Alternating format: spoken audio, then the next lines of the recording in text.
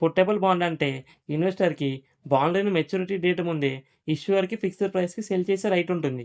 ఇది అబ్లిగేషన్ కాదు. Only option. సింపుల్‌గా ఇన్వెస్టర్‌కి ఎగ్జిట్ డోర్ ఓపెన్ ఉంటుంది.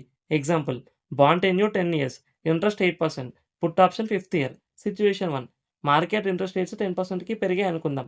కొత్త బాండ్స్ 10% ఇస్తాయి. మన బాండ్ 8% మాత్రమే ఇస్తుంది. అప్పుడు ఇన్వెస్టర్ 5థ్ ఇయర్‌లో పుట్ ఆప్షన్ యూజ్ చేసి ప్రిన్సిపల్ అమౌంట్ బ్యాక్ తీసుకొని 10% బాండ్‌లో ఇన్వెస్ట్ చేయొచ్చు.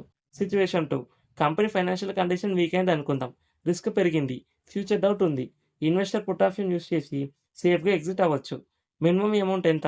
పుట్టబుల్ బాండ్స్ మోస్ట్‌లీ కార్పొరేట్ బాండ్స్ టైప్‌లో ఉంటాయి. మినిమమ్ ఇన్వెస్ట్‌మెంట్ ఇష్యూర్ బట్టి మారుతుంది. ఇండియాలో 10,000 నుంచి 1,00,000 మినిమమ్ ఉండొచ్చు. కొన్ని ప్రైవేట్ ప్లేస్‌మెంట్స్‌లో 1,00,000 ఆర్ ఎక్కువ ఉండొచ్చు. ప్రైవేట్ ప్లేస్‌మెంట్స్ అంటే ఏంటి?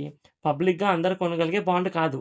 కంపెనీ డైరెక్ట్‌గా సెలెక్టెడ్ ఇన్వెస్టర్స్‌కి మాత్రమే ఆఫర్ చేస్తుంది. ఎగ్జాంపుల్ కంపెనీ ఒక బాండ్ ఇష్యూ చేసింది కానీ రీటైల్ ఇన్వెస్టర్స్‌కి కాదు. Only HNI high net worth individuals or ఇన్‌స్టిట్యూషన్స్‌కి మాత్రమే. 1,00,000 ఆర్ మోర్ ఉండొచ్చు అంటే పబ్లిక్ ఇష్యూ బాండ్స్‌లో 10,000 నుంచి 25,000 మినిమమ్ ఉండొచ్చు. కానీ ప్రైవేట్ ప్లేస్‌మెంట్ బాండ్స్‌లో మినిమమ్ 1,00,000 కొన్ని కేసెస్‌లో 10,00,000 కూడా ఉండొచ్చు. అంటే స్మాల్ ఇన్వెస్టర్స్‌కి ఎంట్రీ కష్టం.